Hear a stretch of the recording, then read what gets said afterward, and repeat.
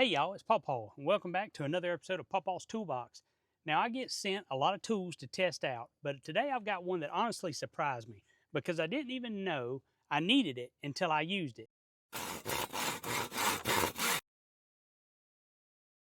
This right here is the Tesmen TBF-200 brake fluid tester, and I've been putting it to work on a couple of vehicles over the last few days.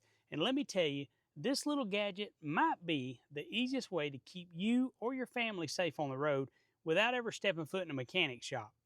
Let me show you how it works, why it matters, and what it told me when I tested my own truck and my daughter's car too. Now, brake fluid ain't something folks usually think about. It's not like your oil light comes on and tells you it's time to check it.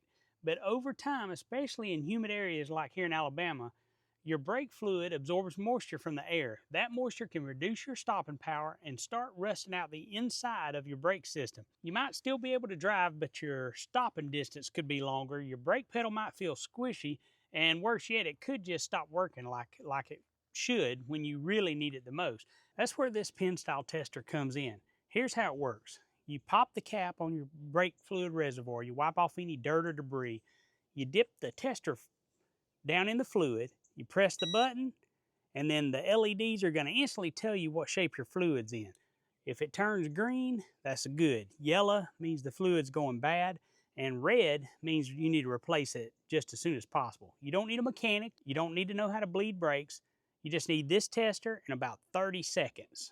All right, first up is my old truck. She's got a few miles on her, but I try to keep her in decent shape. Let's see what the tester says.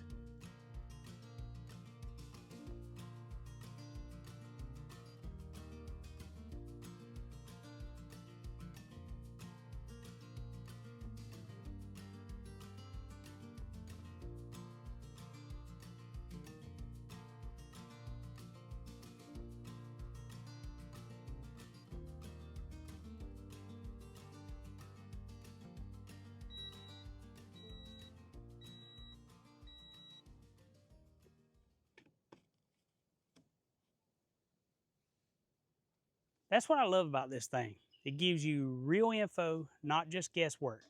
And if you're buying a used vehicle, I'd keep this in my pocket because it'll tell you real quick whether someone's been keeping up with the maintenance. Now let's check my daughter's daily driver. This car's a little newer than mine, but it hasn't had a brake fluid flush in a while.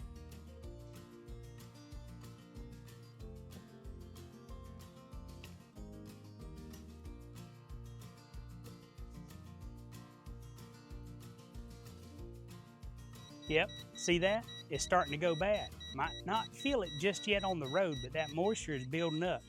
And it's time to flush it before it becomes a more expensive issue.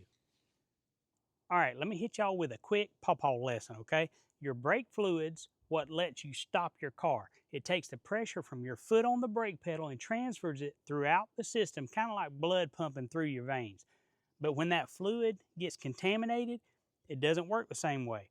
It boils faster under heat, it causes corrosion, and it makes your brakes feel soft or delayed.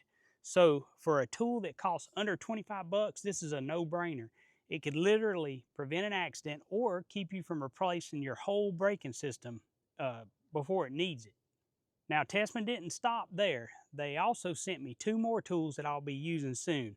They sent me the TCM 300D clamp multimeter, which is a handy tool that I'm going to put to work when I start upgrading my solar setup and my shed to home project. And it's perfect for checking amperage without unhooking wires. And then the TSM 522S, that's the non-contact voltage tester. And this one's great for checking outlets and wires before I touch anything. It's a good little safety check when you're wiring up a tiny home or a camper. I've got some projects coming up where both of those are going to shine. So keep your eye on this whole series because PawPaw's Toolbox is just getting started. So if you're like me, trying to stay safe, fix what you can yourself, and maybe stretch your dollars a little further, this brake fluid tester belongs in your glove box. It's simple, it's affordable, and most folks ain't checking their brake fluid unless it's already a problem. I dropped a link down in the description if you want to pick one up. And hey, if you've got a favorite tool I should try out in this series, let me know down in the comments. Make sure you hit that subscribe button because I've got more PawPaw's Toolbox episodes on the way.